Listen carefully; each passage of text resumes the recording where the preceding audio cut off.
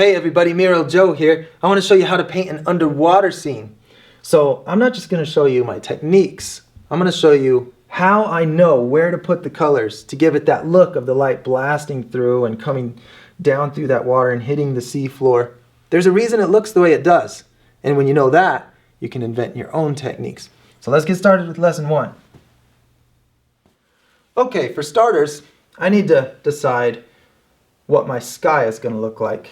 And I'm thinking I want to do some sunset colors in there and make the sun low in the sky so that I can make that light blasting through my water.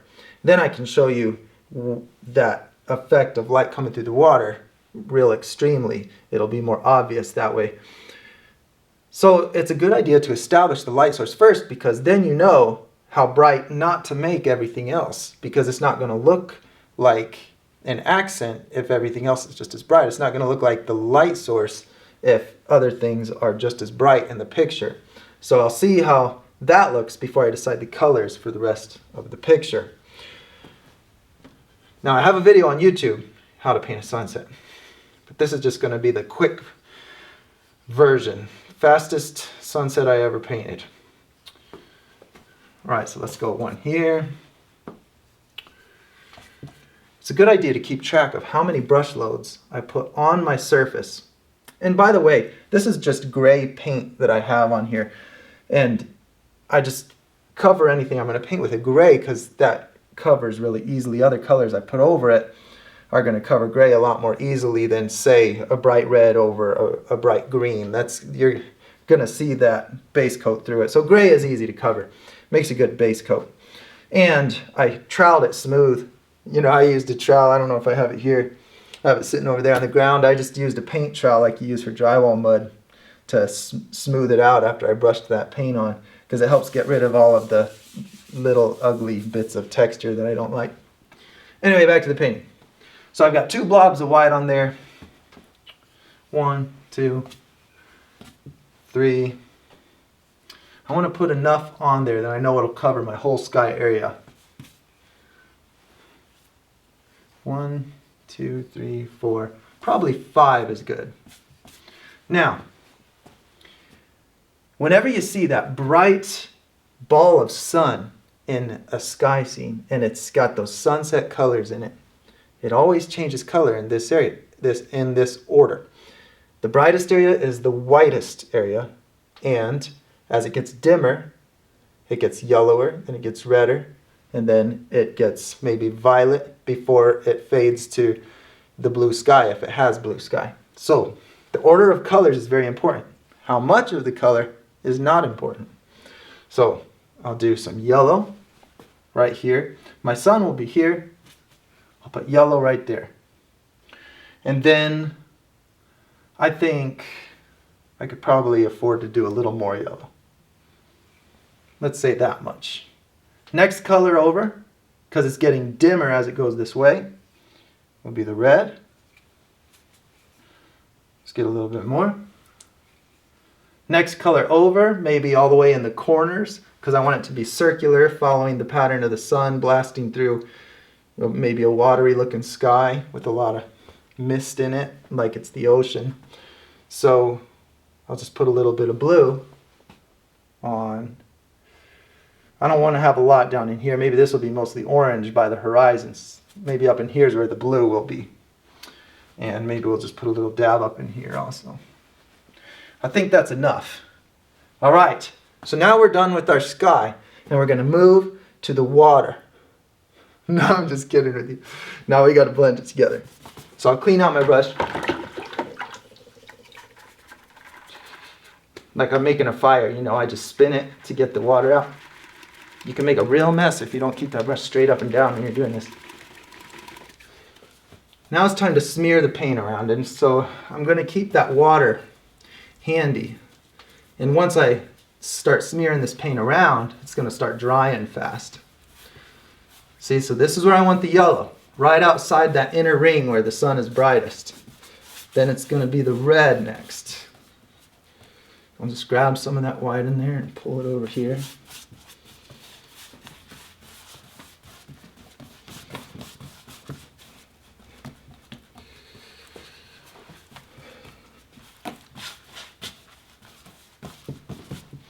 get a little bit more of this white. I don't think I put enough. Put a bunch in the middle and use the rest out here. You'll see me through the course of the job constantly dipping into that water bucket because the paint dries fast and it's, you know, it just keeps it moving around for me.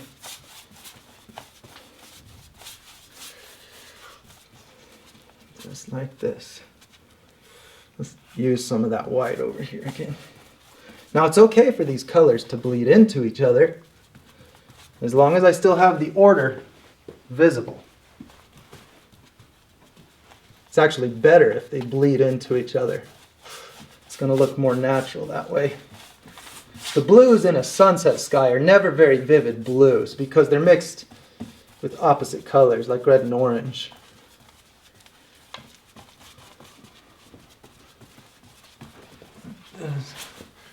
So I don't want that bright blue up in there.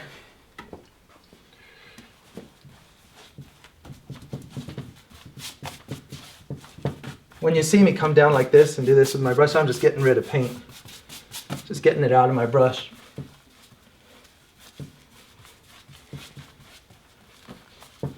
Okay.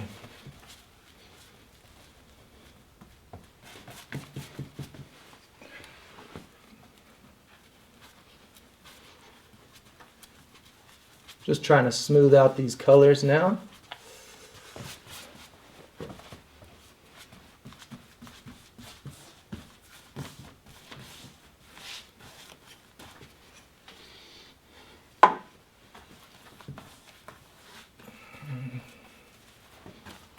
You can take paint from one side and put it on the other to try to even things out.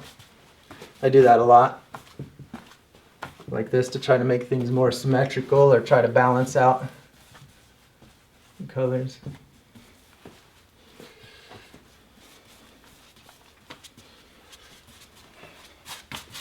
All right, I'm liking the way that's looking as far as the way the colors are distributed. Now if I just kind of pull the brush across slower, it'll do a better job of doing a soft blend.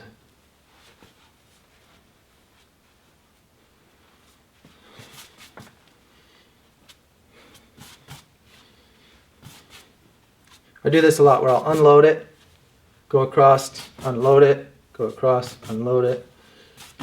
I'll just repeat that.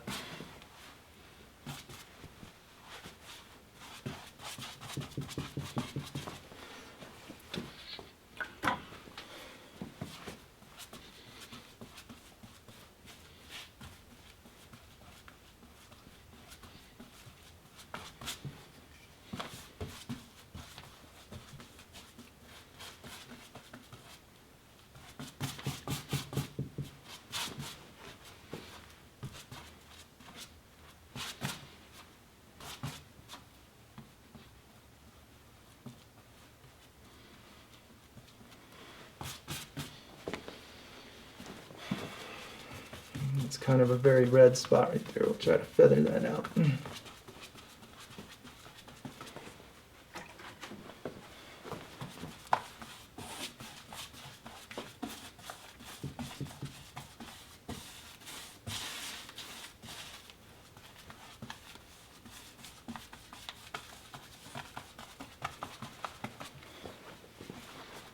Gotta move to my left hand.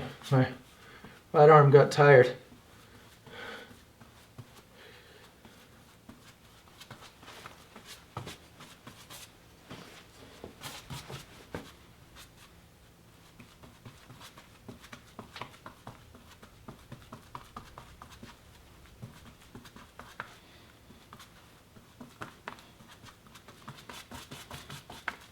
See, my brush is real dirty, so when I come back to these brighter colors, I might get some of those dirty colors in it.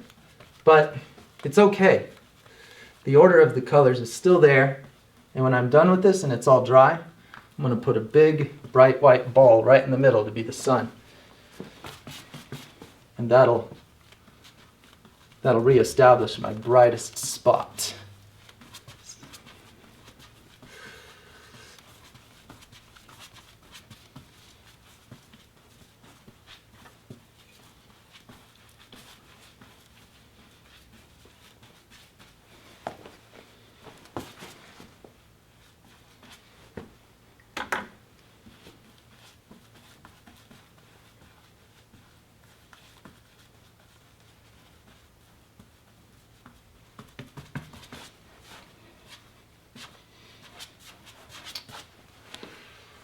Okay, this is getting hard to work now because the paint's drying, so I might start ruining it if I keep pulling it around.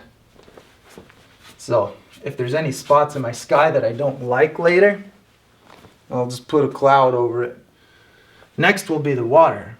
And so I'll just start blending the surface of the water right up into the sky probably. I'll just fade it up in there. I'll show you how to do this gradient of the water next. Now, for the same reason that the sunlight goes from this violet to the red as it gets brighter, and then to the yellow as it gets even brighter, and then finally to the white at its brightest, for that same reason, the sunlight in the water is going to go from the deepest, most violet blues in the shadows, and then change to a more brilliant blue and a more greenish blue as it comes up to the most bright sunlit areas of the tips of the waves, and it just gradually gets darker and more of the deeper, more violet blue into the shadows. So I'll show you. When I'm doing a gradient, and I'm going to need a lot of water for this paint, this is real thick. All of these gradients that I do, a good strategy is to remember how much of each color you put on. So let's say my darkest color is going to be right in here. So let's go 1 brush load, 2 brush loads, and let's make it 3. Now, these are not exactly the same amount of paint, but you'd be surprised just how similar they are, because you get used to dipping the same amount in, you do it over and over, they end up pretty much the same. And so I can rely on this giving me somewhat of a formula if I need to remix that color somewhere else on this board or in a storage container like these little things I got from the grocery store. So I'm going to add maybe a little bit of red to that. Let's do a little red. So I'm going to remember that it was this much red, just that little triangle. And I feel like that might be too much, but let's just do it. All right, then I'm going to get rid of this paint right here. I don't want any more on my brush. It's okay if there's a little, because I'm still using those same colors. Now up here's my bright color, so we'll go green. I have my green down here.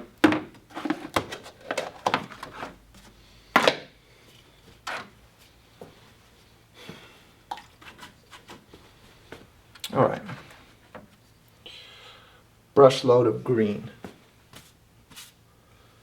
We'll do 1 of those, and we'll do an relatively equal amount of blue, and then what it's going to need is white. So let's do 1, 2, 3 white. This is my bright watercolor. So now I know I've got 3 white to 1 blue to 1 green on this. Whether that's ounces or pounds. It's not going to be pounds. Okay. Kilograms, grams. I'm not sure what you'd measure paint in other than, I guess you could do like milliliters. Maybe they do that in Europe. Maybe everywhere besides America. All right. I like that color. I mean, I like it all right. Let's add 1 more white. So now I'm up to 4 parts white.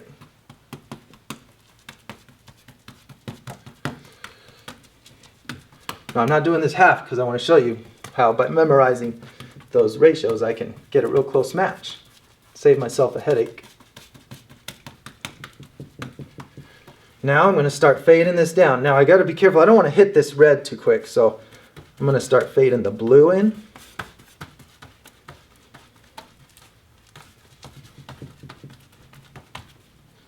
Just bring this blue right up in here.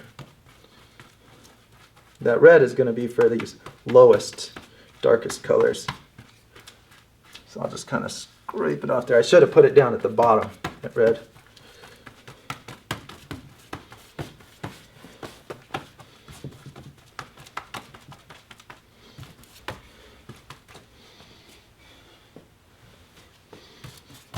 wonder if there's another way to get that red right on here. There, that'll be all right. Get a little bit of water in here to blend it.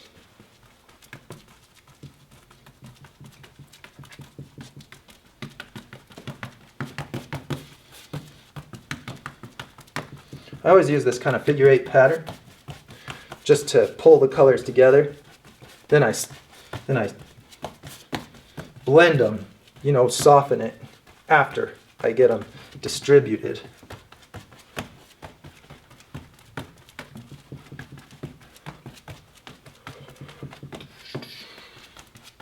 It's kind of fun. It's a good way to work out your arm, I'll tell you that.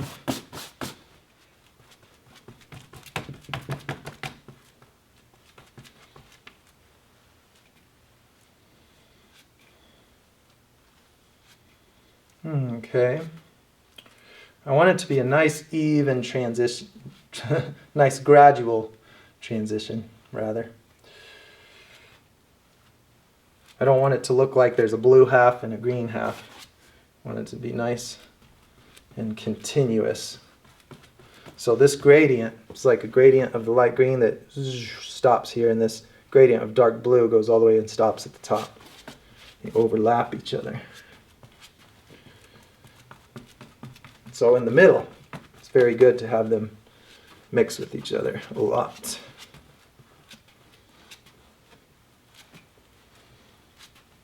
Which means that the only area on this that is my original colors that I mixed is the very top and the very bottom.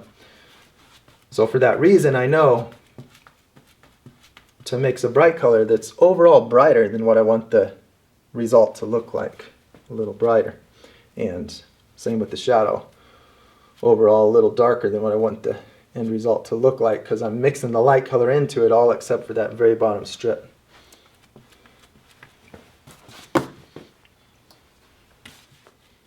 I'm just looking for areas that look splotchy, trying to smear them out. You know, all of this color theory, you can use it with any kind of medium. It's just the way, you know, colors react with each other and the way we perceive those different relationships of color that we're looking at. It's not really the medium or the exact technique that causes the picture to look natural or unnatural. I mean, I guess really bad technique couldn't make a picture look bad.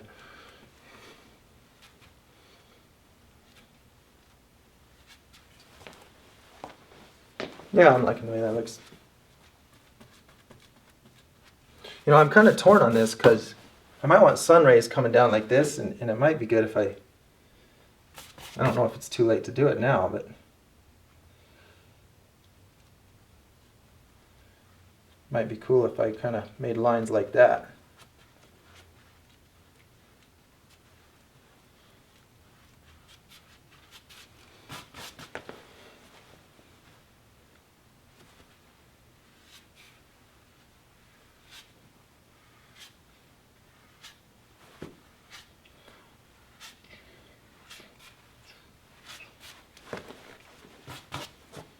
Yeah, it actually looks all right. Never done that one before.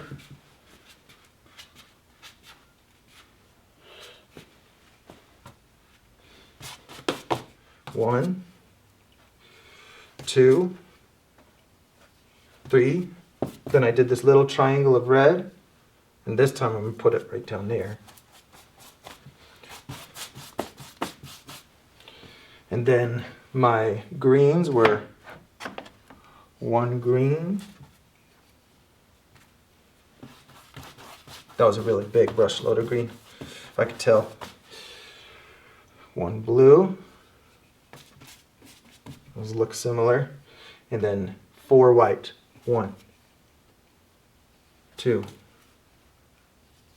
3, 4.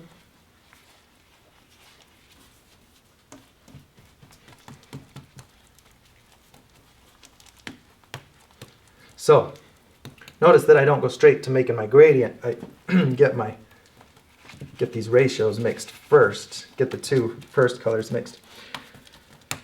Now, it's much easier just to pre-mix these colors in one of these.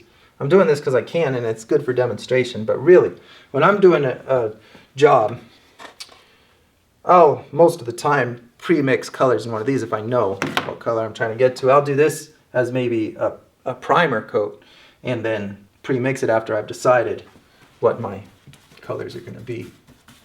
So this is a good creative stage using this technique. All right, then we start adding this blue.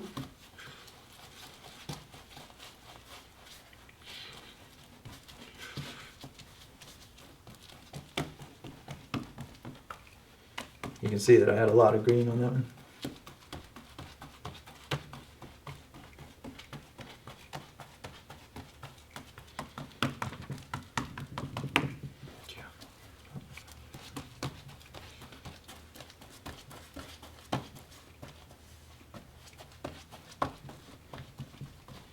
Put this shadow color down here.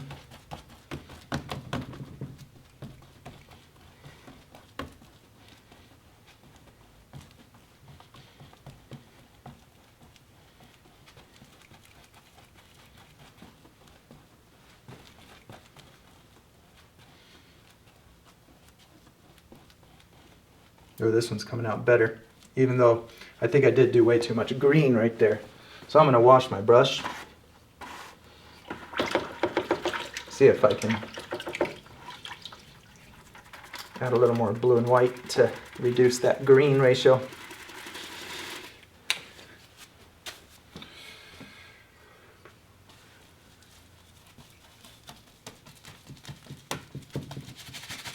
There's some blue.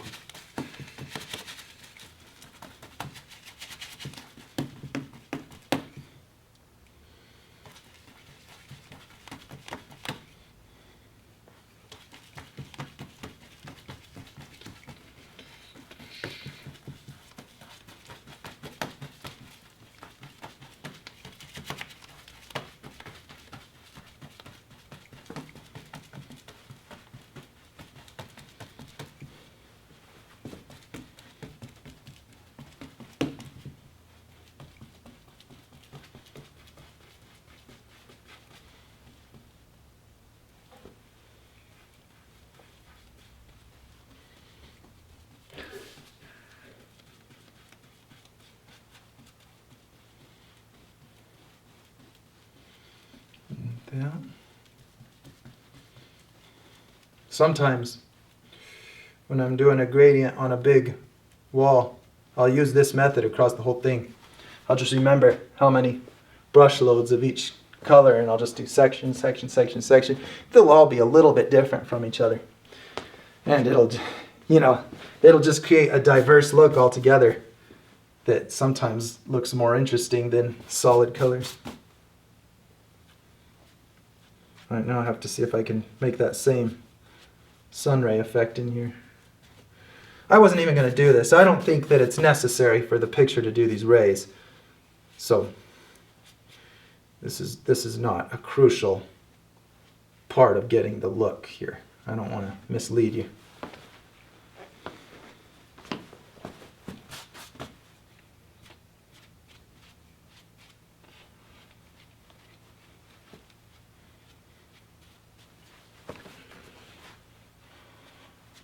All right, I better let that dry. I think I'm gonna brighten this too. I'll let it dry because it'll get all boogery now if I try to overlap paint that's halfway dry. It started to do that in here. So something to remember with water-based paint is that overlapping edges should be done after the paint is dry, and then you are always mindful to keep water in your paint so that it doesn't dry ultra fast and leave you real ugly edges. But that half dry is the worst. It pulls and leaves these weird skid mark looking things all over your painting.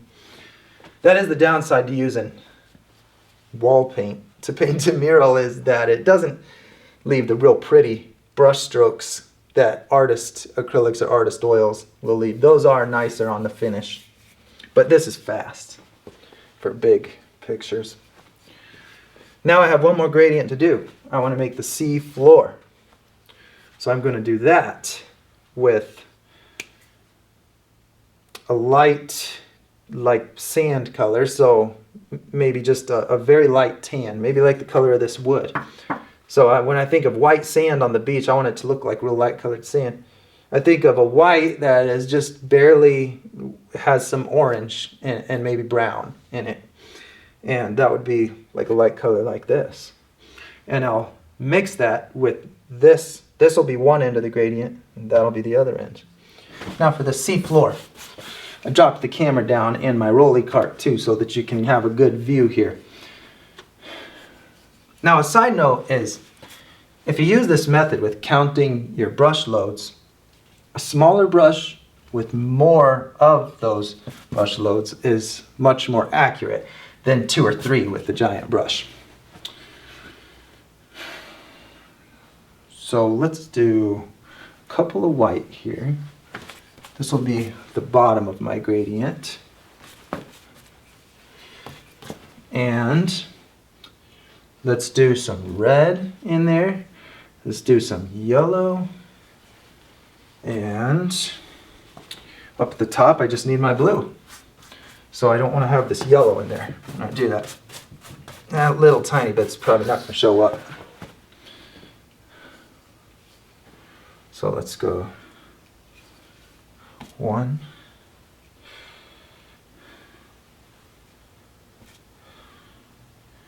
I don't want a lot of it in there. Let's just do 3 little brush loads and then do a little tiny bit of red. And it had white too because I brought that white down into it, so I better add some white. Let's see where that gets me.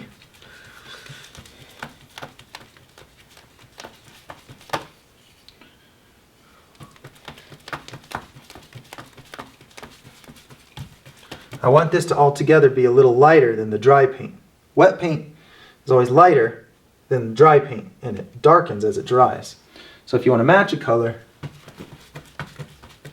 you can practice getting better at judging that color, how it's going to dry.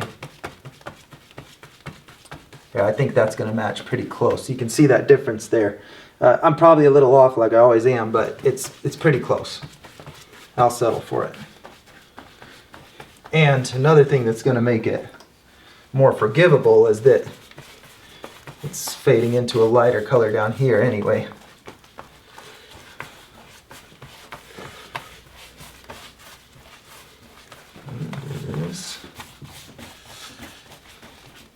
Probably should get that dark color all the way across before I get too much of my bright color in there. I don't think I did quite enough.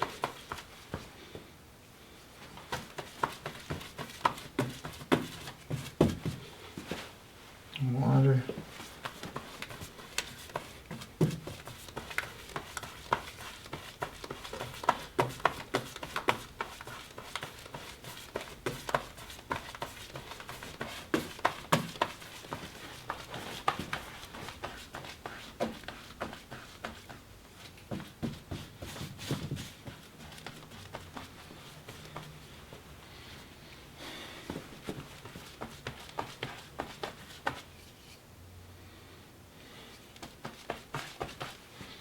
Just trying to match that color above as close as I can.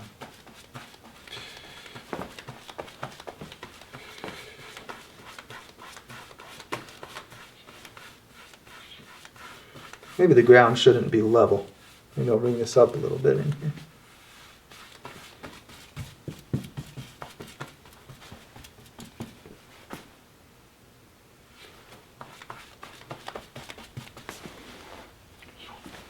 Maybe there's a drop off back there.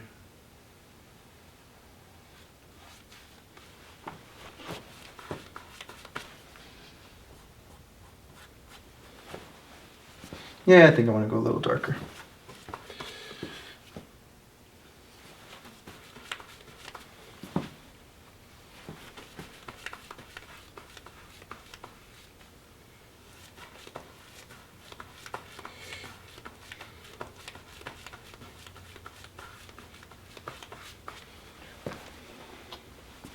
Okay, good enough.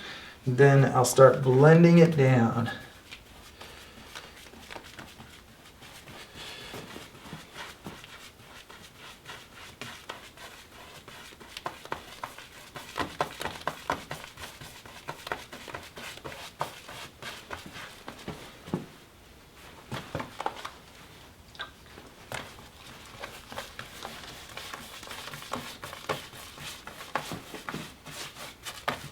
It's okay for the blue to get down here.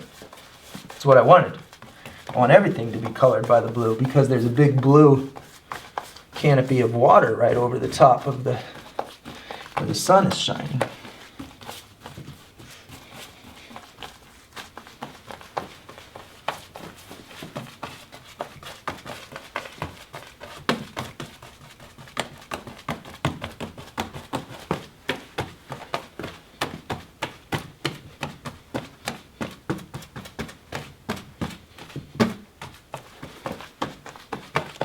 Spreading out that red and yellow. That really makes it come forward. That's, you know, under this sea floor, that's the only warm color in this whole area, so it just pops right out of that deep blue. Creates depth.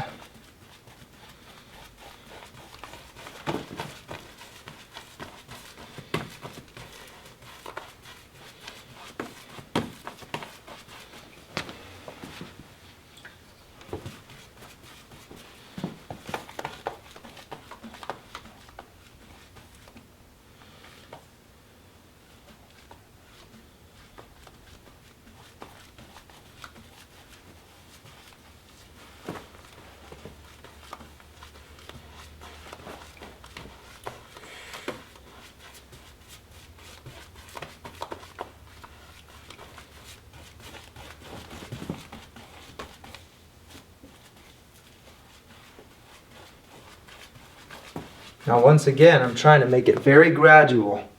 I don't want it to look like two separate colors. I want it to be real continuous looking so that it just travels right back into the picture.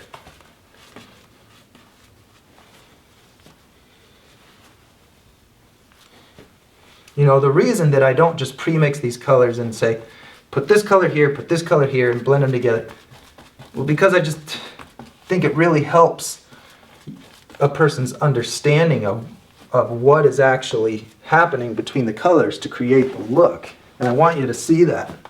I want you to see that it's not an exact shade of light tan and an exact shade of blue that creates the look. It's the fact that as it gets brighter, it's getting to more of the light tan. As it gets darker, it's getting to more of the deep water color. It's that relationship that creates the look. I can make this any color I wanted to, as long as I was real careful to make that relationship between those two colors.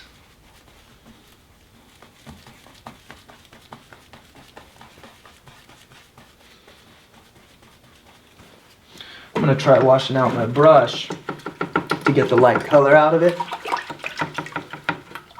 and then see if it'll do a better job at blending this darker color that's starting to dry on me up here.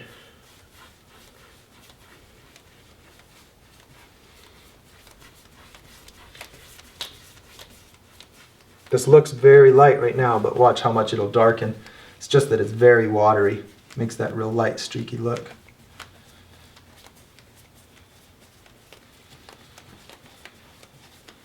You know, another thing that I like about working with primaries, and you know, everything has its pros and cons, but I like that it leaves remnants of the original colors and you get a more diverse, what's the word for it? Diverse picture in the end, you know, where every pixel's a different color. Every little area is a different color. Because you don't have one area that's all one mix of paint. Every single little tiny area has a lot of variation because you used 3 primaries to create everything. And I think that it has that in common with more realistic looking pictures where no 2 pixels really look exactly the same.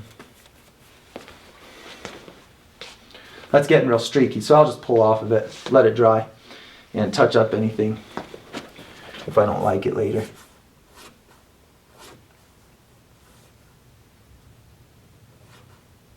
You know, sometimes your hand is a real good blending tool. If you're careful, you know, I'm moving slow because if I move fast, it'll pull it right off of there.